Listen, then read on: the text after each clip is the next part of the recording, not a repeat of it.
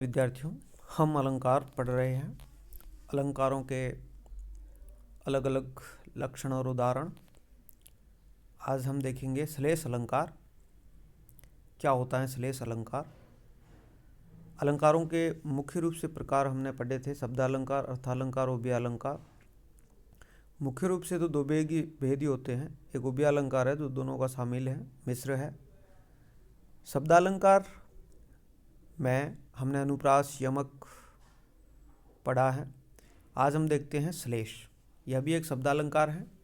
जब वाक्य में एक से अधिक अर्थ वाले शब्द या शब्दों का प्रयोग किया जाए और इस प्रकार एक से अधिक अर्थों का बोध कराया जाए, यानी यमक में जहाँ दो बार वो शब्द आता था, उनका अलग अलग अर्थ होता था, यहाँ एक ही शब्द होता है और उसका अलग अलग अर्थ होता है। एक से अधिक अर्थ वाले शब्द का प्रयोग होता है, यानी उस शब्द का अर्थ उस वाक्य में अलग अलग निकलता है। जैसे उदाहरण हम देखते हैं। यहाँ उदाहरण है: बलिहारी नृपकूप की गुण बिन बूंद न देही। इसका अर्थ है राजा और कूप गुण बिना कुछ भी नहीं देते हैं। यानी यहाँ जो है गुण के दो अर्थ हैं, एक राजा के पक्ष में है और दूसरा कुएं के पक्ष में है। राजा के साथ गुण का अर्थ है सद्गुण है और कूप के साथ उसका अर्थ है रस्सी। बलिहारी नृपकूप की गुण बिन बूंद न देही। तात्पर्य: राजा गुणों के बिना कुछ काम का नहीं है और जो कूप है वह रस्सी के बिना, मतलब रस्सी के बिना हम उससे पानी नहीं निकाल सकते। दूसरा भी एक प्रसिद्ध उदाहरण है: पानी गए ने उबरे मोती मानस चून। दुआ है, एक दोहा है। पानी, यहाँ पानी के तीन अर्थ है: एक मोती के पक्ष में, एक मनुष्य के पक्ष में, एक चून यानी आटे को कहते हैं, चून के पक्ष में। रहीमन पानी राखिए बिन पानी सब सून, पानी गए न उबरे मोती मानस चून। यह रहीम का एक प्रसिद्ध पूर्ण दोहा है। यहाँ मोती के साथ पानी का अर्थ चमक या कांति या आभ है। मनुष्य के साथ पानी का अर्थ इज्जत या प्रतिष्ठा है और आटे के साथ या चून के साथ जो पानी का अर्थ वो जल है। तो पानी के एक से अधिक अर्थ होने के कारण यहाँ श्लेष अलंकार। श्लेष का मतलब ही होता है चिपका हुआ। श्लेष चिपका हुआ, और उस शब्द में चिपके हुए कई अर्थ निकलते हैं उस वाक्य के अनुसार। पानी गए न उबरे मोती मानस चून। अगर इन तीनों का पानी गया तो वो उबरेंगे नहीं, वो बचेंगे नहीं, वो मर जाएंगे। मोती की चमक चली गई तो वो मर जाएगा। मनुष्य की इज्जत चली गई तो वो मरने जैसा है। और आटे में अगर पानी नहीं डालेंगे तो वो कोई काम का नहीं, उससे रोटी नहीं बनेगी। तो इस प्रकार यह जो चिपका हुआ है अंदर शब्दों की, ये श्लेष है। यमक और श्लेष में अंतर भी पूछ सकते हैं। यमक और श्लेष अलंकार को इनमें उदाहरण सहित अंतर बताओ। तो यमक और श्लेष में आपको उदाहरण सहित अंतर बताने हैं। यमक में और श्लेष में। यमक युग्म है, श्लेष चिपका हुआ है। एक ही शब्द कई अर्थ, वहाँ दो शब्द अलग अलग अर्थ। अगला उदाहरण हम देखते हैं। जहाँ गांठ तहाँ रस नहीं, यह जानत सब कोई। यहाँ गांठ का अर्थ ईख या गन्ना जो होता है उसमें गांठ होती है, वहाँ रस नहीं होता है ना। सब जानते हैं कि वहाँ रस नहीं होता है। और मनुष्य के हृदय में कोई गांठ हो या कपट हो तो वहाँ पर वह रस या प्रेम नहीं होता है। एक रस का मतलब प्रेम और आनंद भी है। तो जहाँ प्रेम और आनंद नहीं, वहाँ रस नहीं है, वहाँ रस नहीं, वह प्रेम और आनंद नहीं है। जहाँ गन्ने में गांठ हो और जहाँ हमारे हृदय में कपट की गांठ हो, वहाँ आनंद नहीं है। एक उदाहरण है: नवजीवन दो घनश्याम। यहाँ दो अर्थ हैं, घनश्याम के भी और नवजीवन के भी। मेघ पक्ष में जीवन का अर्थ पानी है और घनश्याम एक काला मेघ है। कृष्ण में जीवन जीना और घनश्याम कृष्ण, यानी मुझे जीवन दो कृष्ण, और मेघ को कहते हैं कि मुझे पानी दो हे मेघ, हे बादल। अगला उदाहरण है, सुबरन को ढूंढत फिरे कवि व्यभिचारी चोर। ये है कामी अरु चोर भी कहीं आता है, पर ये है कवि व्यभिचारी चोर। यहाँ सुवर्ण स्वर्ण है, सुंदर अक्षर है, इसको कहते हैं। और कवि व्यभिचारी या कवि कामी और चोर के पक्ष में इनका अलग अलग अर्थ होता है। सुवर्ण सोने को कवि ढूंढता है, सुंदर अक्षरों को कवि ढूंढता है, सोने को चोर ढूंढता है, सुंदर रूप को कामी ढूंढता है। सुवर्ण के 3 अर्थ निकल रहे हैं। उसी प्रकार विमलांबरा रजनी वधु अभिसारी काशी जा रही। अंबर के यहाँ 2 अर्थ है, आकाश और वस्त्र। अंबर, रजनी वधु के अंबर पहने हुए, और रात में जाने वाली नायिका के जो अभिसार करने जा रही है वह वस्त्र पहने। तो हम कह सकते हैं कि यह जो श्लेष है वो चिपका हुआ, उसमें कई अर्थ निकलते एक शब्द में। कहीं कहीं श्लेष अर्थालंकार भी होता है। अर्थ श्लेष में शब्दों के अनेक अर्थ नहीं होते, परंतु वे ऐसे होते हैं कि अनेक पक्षों में लग सकते हैं। अर्थालंकार श्लेष में शब्दों को पर्याप्त शब्दों से बदल देने पर ही भी चमत्कार बना रहता है। कहीं कहीं ऐसा उदाहरण होता है, बाकी यह मुख्यतः शब्दालंकार में आता है। एक उदाहरण अपन देखते हैं। सत्याशक्त दयाल द्विज प्रिय अघर सुख कंद जनहित कमला तजन जय शिव नृप कवि हरिचंद। इस पद्य का अर्थ शिव, राजा हरिश्चंद्र और कवि हरिश्चंद्र इन तीनों पक्षों में लगता है। सत्यासक्त और द्विज शब्दों में शब्द श्लेष और शेष शब्दों में अर्थ श्लेष अलंकार है।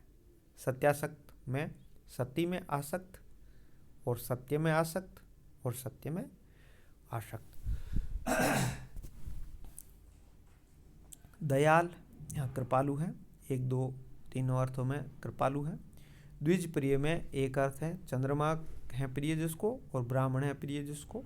द्विज का अर्थ चंद्रमा भी होता है और ब्राह्मण भी होता है। अघर में तीनों का एक अर्थ है, पाप नाशक।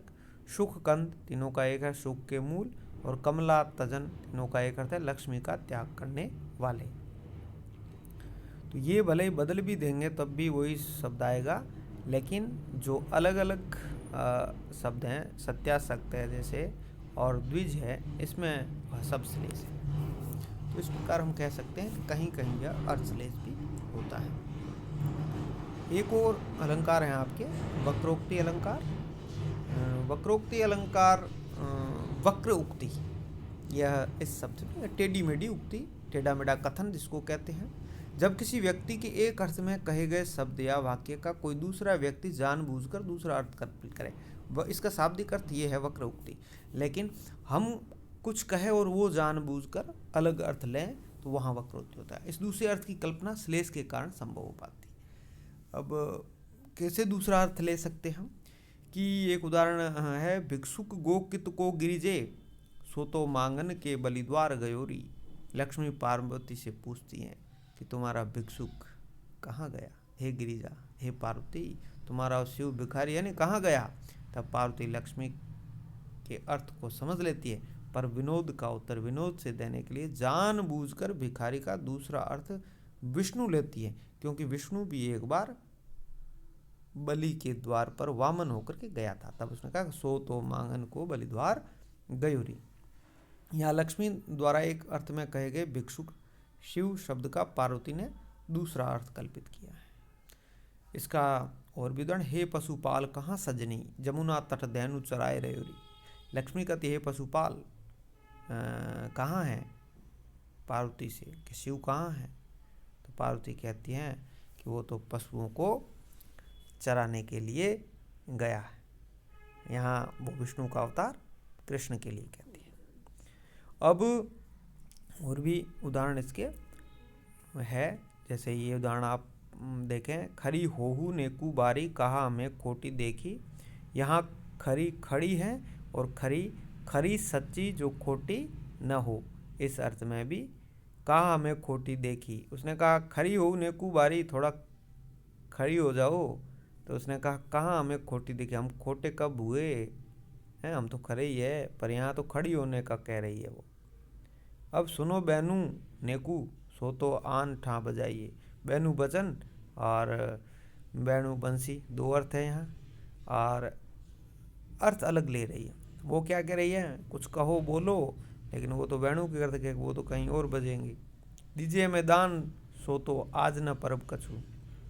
यहाँ दान राज्य करें और एक दान देने के अर्थ में है। वो क्या कहती हैं, अर्थ क्या लेती हैं। गोरस दे सो रस हमारे कहाँ पाइए। गोरस दूध है और एक गोरस गया हुआ रस है। मही देहु हमें, सो तो महीपति देहु कोई। यहाँ मही छाछ और महीपति देहु कोई पृथ्वी है। वो कहते महू मही देहु यानी छाछ दे दो, लेकिन वो कहते मही पृथ्वी कैसे दे, कोई पृथ्वी का पति ही तुम्हें पृथ्वी दे सकता है। दही देहु दही है तो सिरो कछु खाइए। दही देहु, दही दो और देह जल गई है। दही दहना यानी जलना भी होता है, तो ठंड कैसे मिलेगी अगर जल गई है तो। सूरत कहत ऐसे सुनी सुनी रीजे लाल, दीनी और माल शोभा कहाँ लगी गाई। तो इस प्रकार ये सूरत का पद है एक। और इसके अलावा भी हम देखते हैं, कौन द्वार पर हरि में राधे। कौन द्वार पे हरि में राधे, क्या वानर का कहाँ काम। राधा भीतर से पूछती हैं कि तुम कौन हो। कृष्ण कहते हैं मैं हरि हूँ।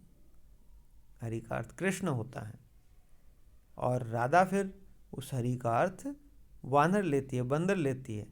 तब पूछती हैं कि यहाँ बंदर का क्या काम है, जानबूझकर इस अर्थ को लेती हैं। हरि अंबर देहु हमें कर में, गहिए किन जो कर में नभ आवे। अंबर यहाँ गोपी का अर्थ वस्त्र है, और कृष्ण द्वारा कल्पित अर्थ आकाश या नभ है। जब कृष्ण गोपियों के वस्त्र चुरा करके ले जाते, तालाब पे वो स्नान कर रही हैं और कृष्ण वस्त्र चुरा के ले जाते हैं, तब गोपियाँ तालाब के अंदर से ही कृष्ण को कहती हैं कि हरि अंबर देहु हमें कर में। तो अंबर का एक अर्थ वस्त्र होता है और एक अंबर का आकाश है। तब कृष्ण कहते हैं कि गहिए किन जो कर में नभ आवे, कि इस कर में, इस हाथ में कोई आकाश आएगा, नभ आएगा कि मैं आपको ला करके दे दूँ। तो इस प्रकार यह वक्रोक्ति है। एक काकू वक्रोक्ति होती है, एक श्लेष वक्रोक्ति होती है। काकू वक्रोक्ति तो बोलने में जो वक्रोक्ति होती है, श्लेष जो दो अर्थ निकलते हैं उसमें वक्रोक्ति होती है। तो दो प्रकार की वक्रोक्ति अलंकार माने जाते हैं। तो आज हम ये शब्दालंकार इतने ही पढ़ेंगे, और आगामी वीडियो में आपके अर्थालंकारों की चर्चा हम करेंगे। अर्थालंकार कौन कौन से होते हैं और उनके लक्षण और उदाहरण के बारे में। और इसमें आप YouTube जो चैनल है हम डाल रहे हैं वीडियो, वो आप सब्सक्राइब करें, ताकि बेल आइकन पर प्रेस करें ताकि आगामी वीडियो आप तक पहुंच सके। धन्यवाद।